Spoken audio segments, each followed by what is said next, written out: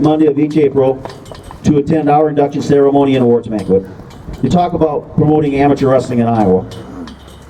Today he's here to help us dedicate this mural, a project he was a big part of. As a matter of fact, this mural would not exist today if not for Dan Gable. You can ask any one of the board members, this is a true story.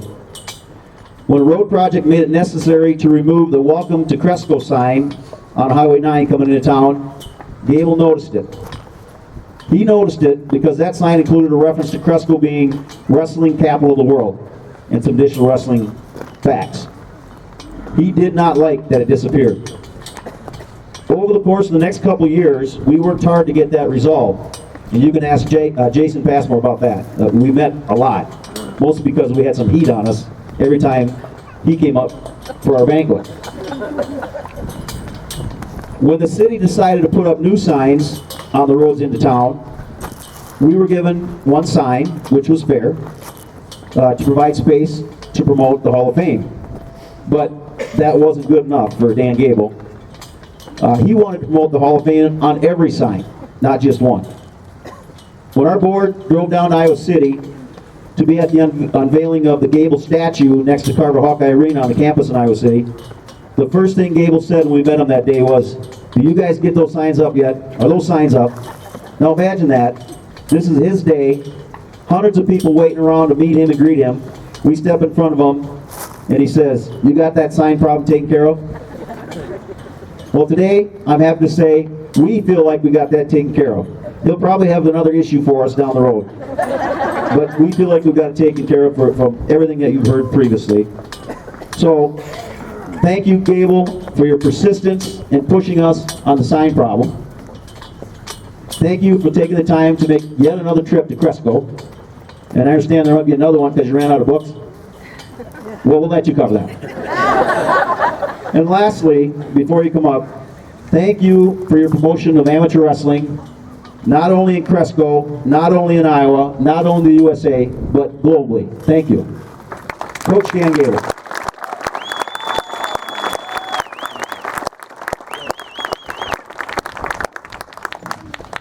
I got to look at this thing. Whoa, I tell you what, I just don't understand how come I got so much ink on this. You know, it's, I mean, these guys in the middle here are unbelievable. And the guy that I looked up to, that beat me up pretty bad for a long time until I got really good. And then I could go with him, Tom Peckham. You know, he's there, but he's only there in, you got to kind of go inside and ask who are the state champions. But around here, you know, so it's the people's motto. So if there's anything that we can do to help this, you know, we got to have some kind of a list of each one of those 3 Olympic wrestlers and 17 titles, what year, and Chris Flanagan, you know. So this is a good start from that point of view. But it's a great start, and I'm really honored. It's unbelievable. This is unbelievable to me. I'm really humbled because I've been coming up to this town for a long time. And I was actually, in high school, we had a pretty good rivalry going. West Waterloo Warhawks were pretty tough back in those days. And the Cresco team was really tough too, and so it was like brutal. And I think the administration always got together and they always had little side bets and things like that. And they actually had incentives. I mean, you know, you can't do illegal incentives, but I'm pretty sure that whichever team won on that Friday or Saturday night, there was an early dismissal in school on Monday because whichever team won, they were going to celebrate a little bit.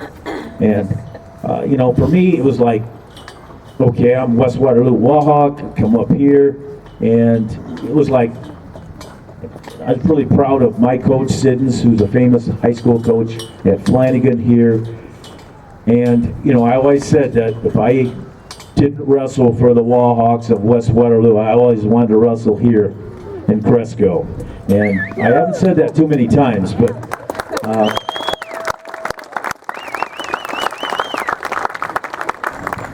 used to spend a lot of time up here pheasant hunting and things like that, but I don't see any pheasants around here anymore. So, but I guess they're coming back. They're telling me there's none around Waterloo either. So, anyway,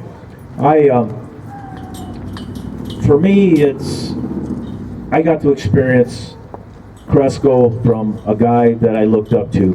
Why did I look up to him? He just walked on the mat, threw the guy down and pinned him. And when I watched that, I said, this sport isn't that difficult from a technical point of view, that if you can just do that. So I wanted to learn that skill and technique. That was Peckham. But to go even further, you had to get more technical. And he went a long ways as well. And I don't know if you know this, but he got cheated out of a place in the Olympic Games. But he's not the only one. At the Olympic Games, it's not perfectly straight. You got to remember that. So there's always things going on. So he actually could have been at a higher level. So anyway, I went to Iowa State, and that's Dr. Harold Nichols was my coach, Cresco, Iowa. In fact, I think you mentioned a match about maybe Nichols wrestling Borlaug. Yeah, I don't know if it was Harold or not, but if he pinned Borlaug, he pinned him in a side roll. I want you to know that. He would have had to, just because I wrestled him enough times from the top position, because that's where he started once he got up in the 8th, the bottom position, but he could roll like heck. So I bet he pinned him in a side roll. We'll have to look that up. So anyway, then all of a sudden, I win the Olympics under Nichols, and the World Championship, but then all of a sudden I got my profession.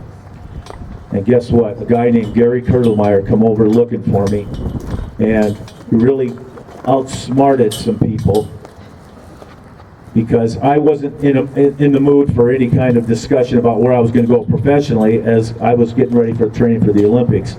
And so all of a sudden, Kurtelmeyer actually outsmarted the people by working really heavily with my family, my mom, my dad. He also worked with all my friends. And then all of a sudden they decided they were going to let me decide after the Olympic Games, but then he said, I think we're ready to make you decide. And that was before the Olympic Games. And I said, you told me after. He said, well, we got to just take it or leave it. But he had it set up. He was a good recruiter.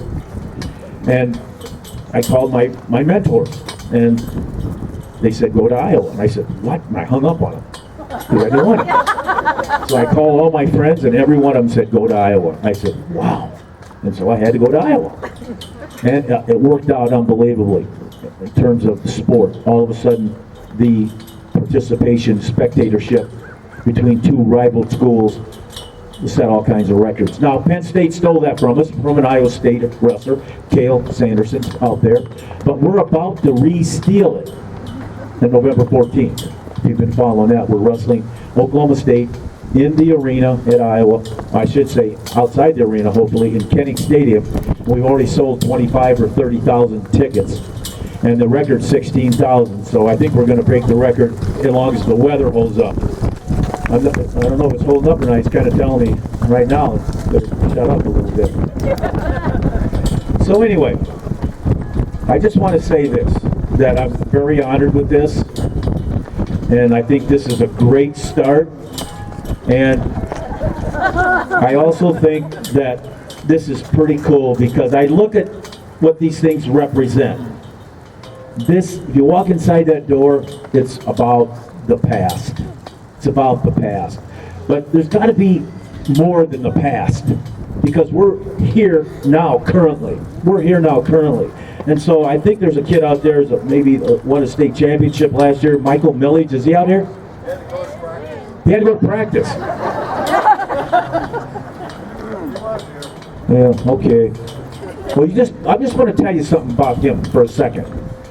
As good as he was last year, that means he was a state champion, right? Good. If he's just as good as he was last year, he won't win. He has to be better this year.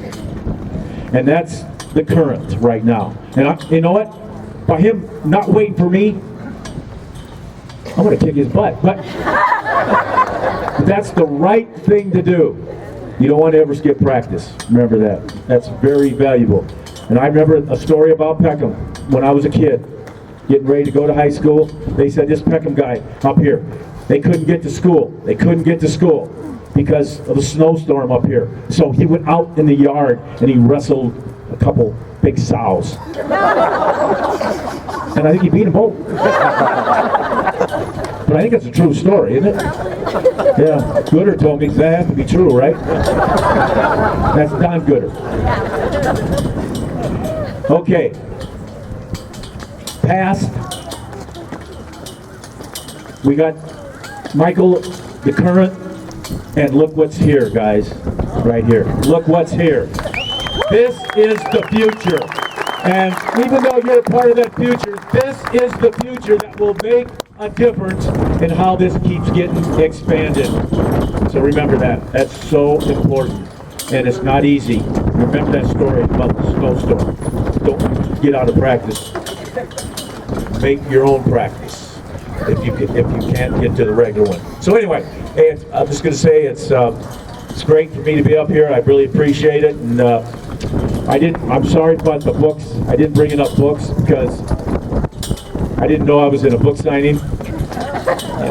They told me to bring some books, but I didn't know. And this town's turns out pretty good. So I thank you for that, and just keep supporting, and these people will come through for you. Thank you.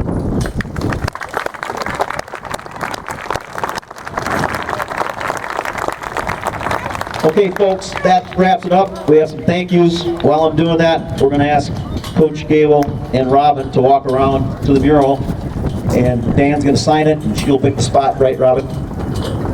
You only get one shot at this, Dan. Okay. I've got a better one. You just gave me all the money for the books. I gave it back. Okay, first of all, thanks for coming. What a wonderful afternoon. Thanks for all your support of what we do. Keep in mind, the second Monday of each April, we have our annual banquet. There's always a lot of Cresco folks there, but we're always glad to make room for more. So remember that, the second week of April will be our 47th annual banquet next spring. We already mentioned Jason, Passmore, and Jim taking this by the horns and getting this project done, so special thanks to those guys. And in particular today, to make this work, Illumaline and Dave Anderson for the stage, Dean Lichtig for the sound system, the city of Cresco, the council, the mayor, the public works, the police department. It's not every town that can ask the DOT to close Highway 9 for 2 hours in the middle of harvest. So there's a lot of work in that, so thanks for all that. The Crestwood musicians, cheerleaders, their directors, and Superintendent Carver. The VFW and the Legion, thanks for being a part of this. The hot dogs from the Howard County pork producers, which I'm sure there's some left, so walk by there on the way out. We sure appreciate having our selection committee members here and some of our past inductees. And then, of course, Christine and Charlene, though she's not here, and Robin and Coach Gable. So one round of applause for all those guys, and then we'll call it quits. And we're out of safe, folks. Thanks for coming.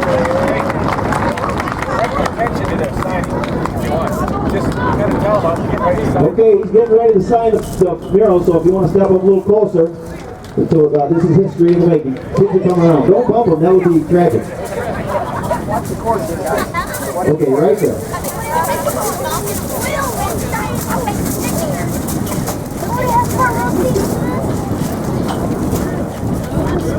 Thank you so much for being here. I know it's a long trip down, it's a long day. Yeah.